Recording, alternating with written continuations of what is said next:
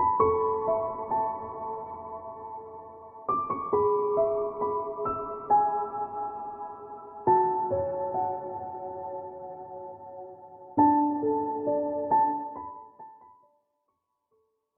Aries, it's Jo from Angels and Ancestors, and lovelies, welcome to your very first Law of Attraction reading.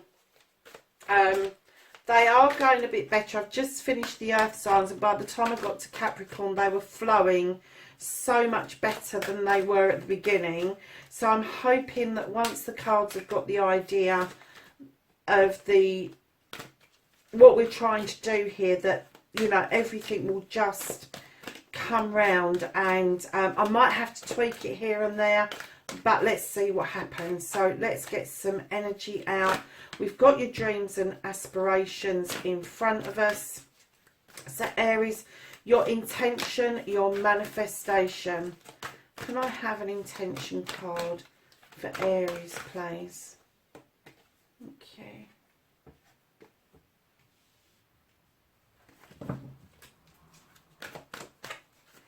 And then storyteller.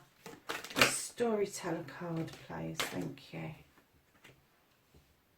Oh, there's a lot of water on this deck, darlings. And then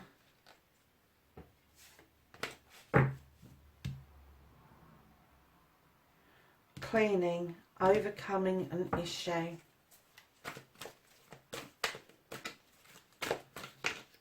Inspiration. Okay, I love you.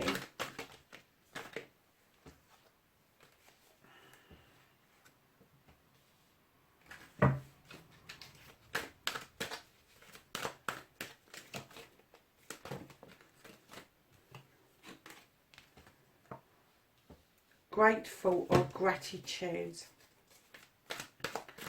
Looking forward for Aries, please.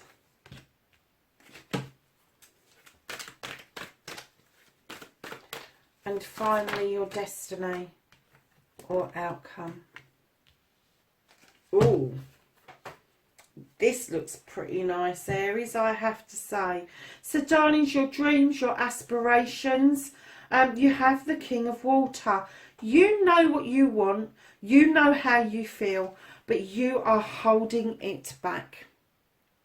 You have dreams and aspirations beyond this world. You really have.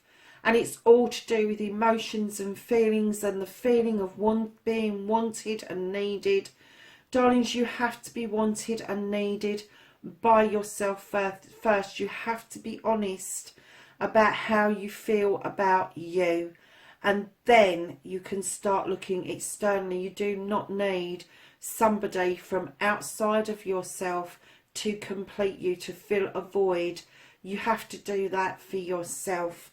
So your dreams and aspirations, this want, this need that you've got for love, harmony and belonging, you can actually do this for yourself, Aries. You don't need to go outside of yourself for that.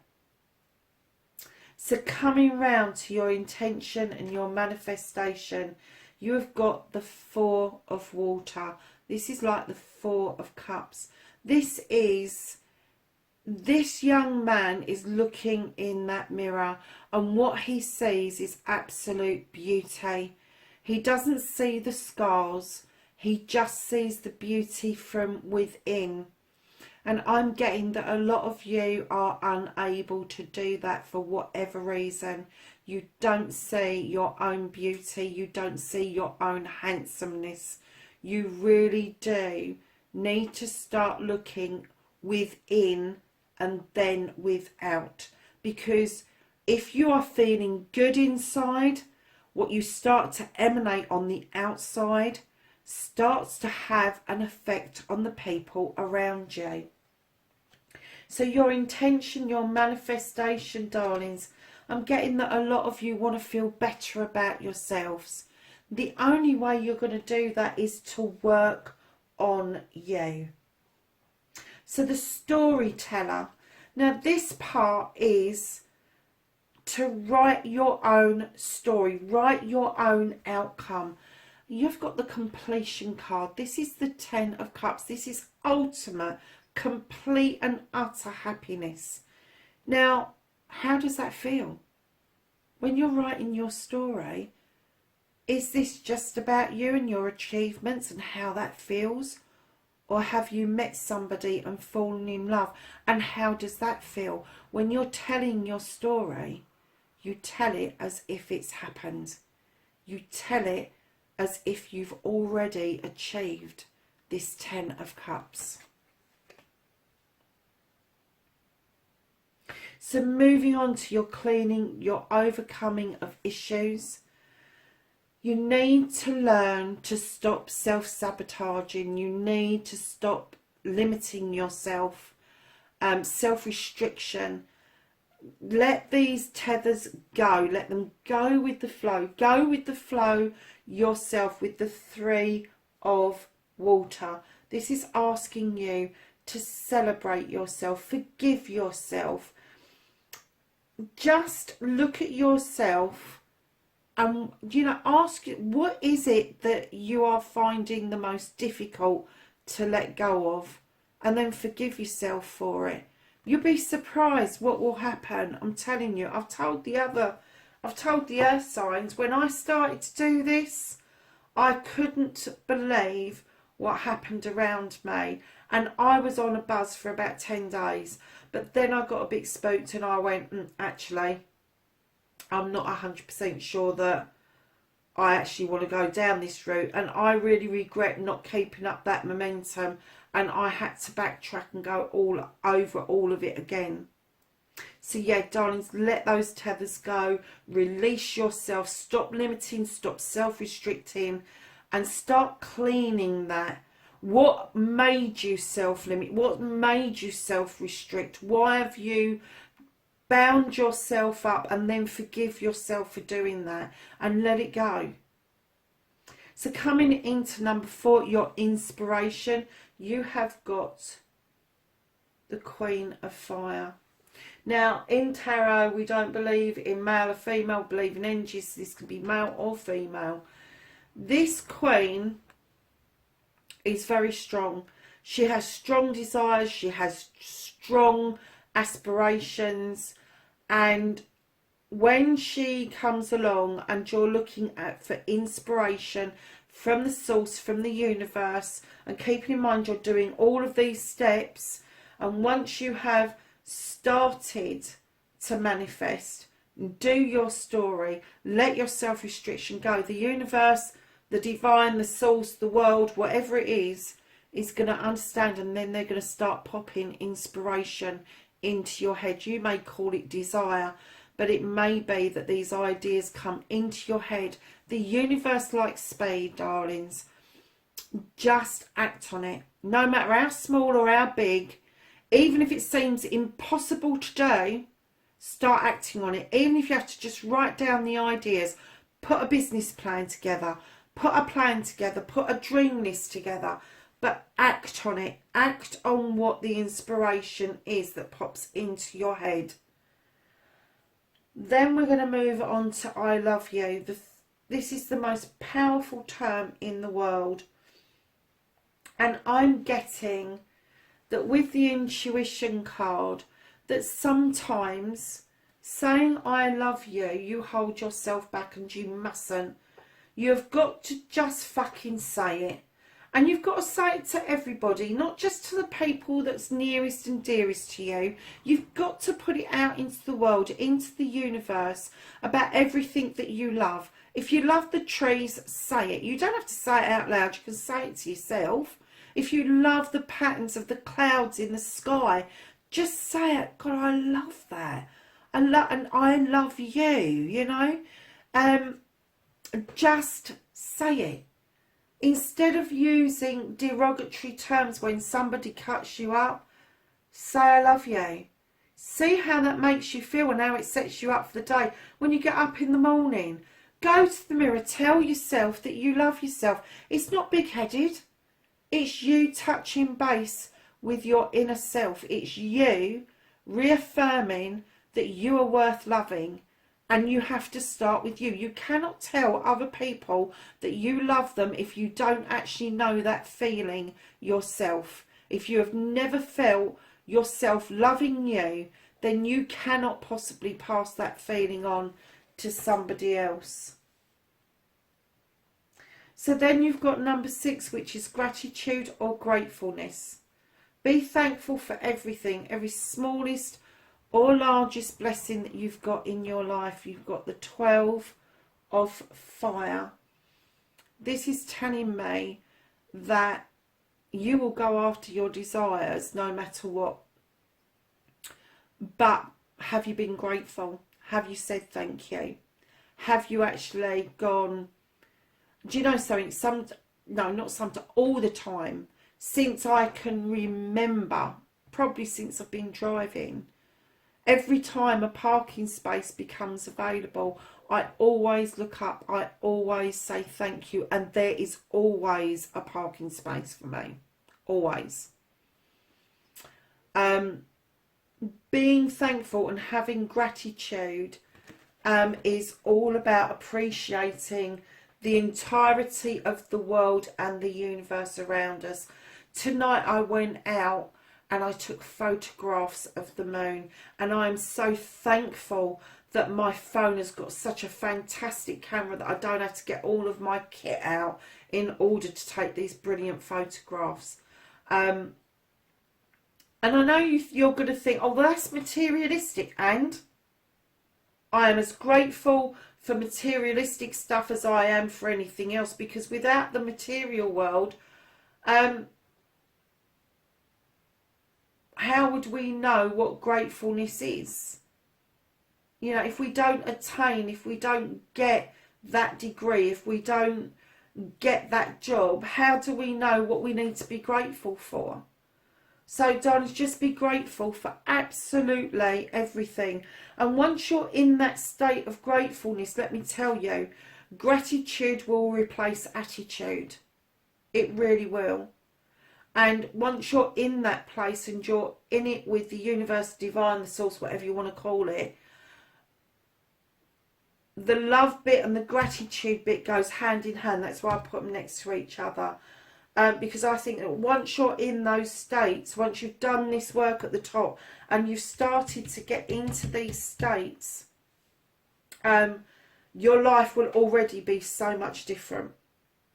Just because your attitude has changed about everything, changed about how you feel about things, how you perceive things, how you interpret things even. And darlings, don't ever deny a gift, no matter how small or how obscure it may be. It's like I'm one of these people, and a lot of people go to me, what on earth did you do that for?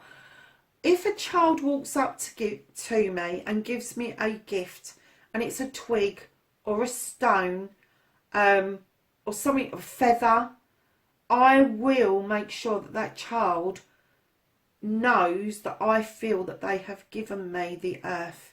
They have given me a precious stone.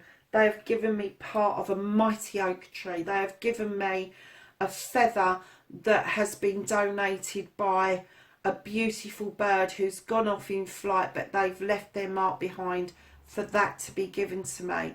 It is your attitude towards items and things that will change your attitude in the long run around everything in your life. So Aries, moving on to looking forward, you have the Queen of Water. So in here, you had the King of Water. Do you remember what I said about that? About you wanted all of this, but you're actually...